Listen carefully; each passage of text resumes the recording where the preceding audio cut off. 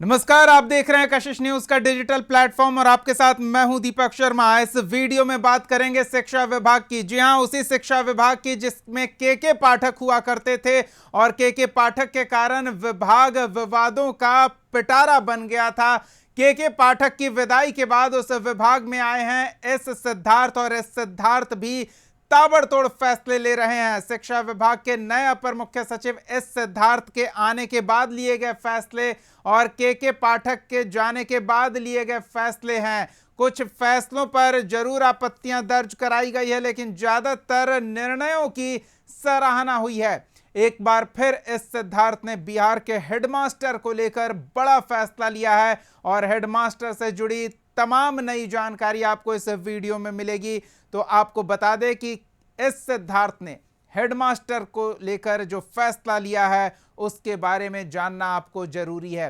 बस यूं समझ लीजिए कि प्रधानाध्यापकों की टेंशन अपर मुख्य सचिव ने दूर कर दी है। यकीनन आपके जहन में यह सवाल उमड़ रहा होगा कि आखिर शिक्षा विभाग के अपर मुख्य सचिव एस सिद्धार्थ ने ऐसा क्या किया है। तो चलिए आपको वो भी बता देते हैं।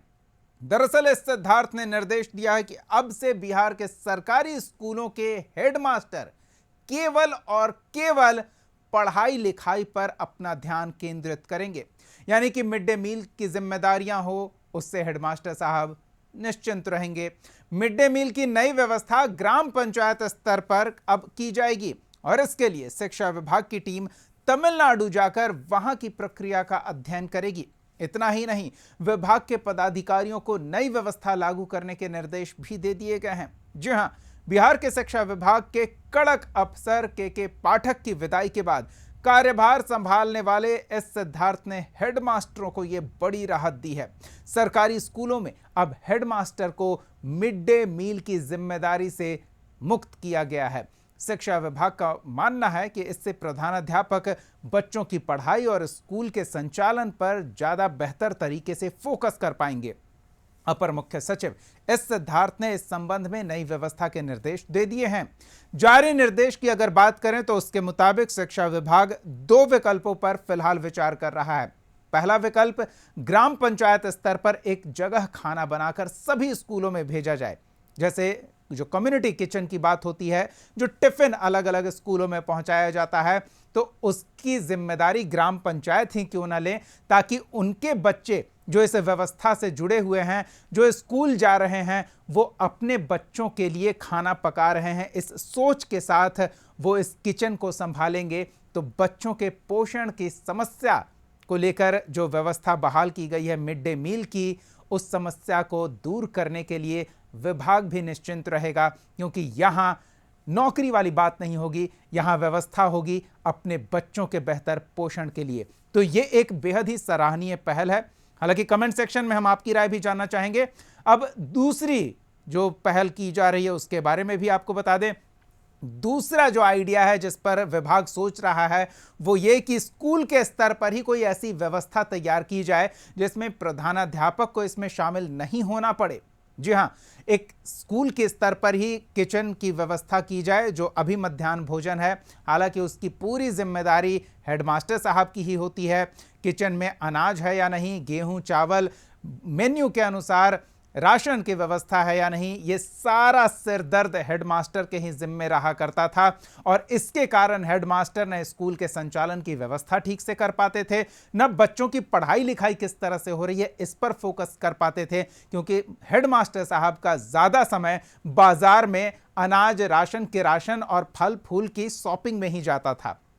अगले महीने से इस पर फैसला ले लिया जाएगा, ऐसी संभावना बनती दिख रही है।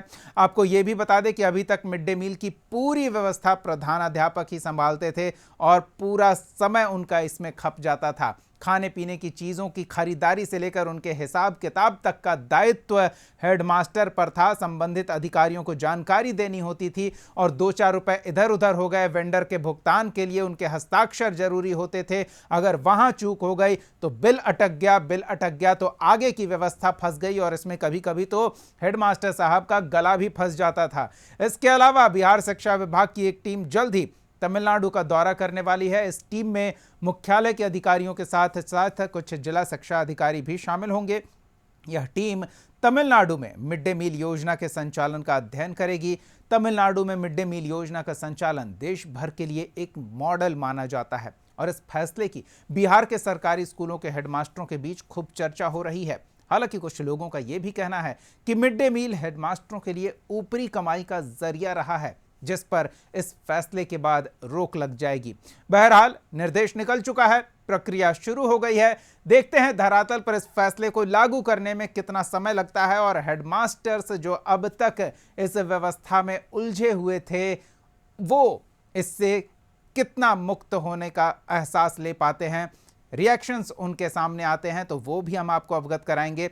सबसे बड़ी बात यह है कि जिस मंशा से अपर मुख्य सचिव ने यह फैसला लिया है, क्या उसमें कामयाबी मिलती है?